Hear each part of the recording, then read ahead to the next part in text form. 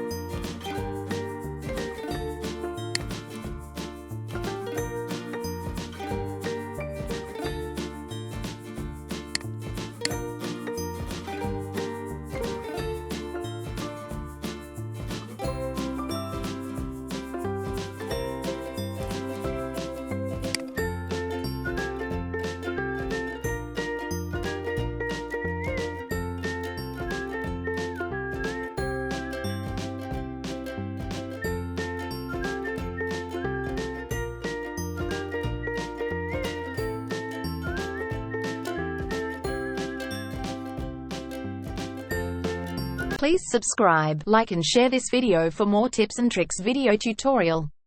Thank you for watching and keep on learning.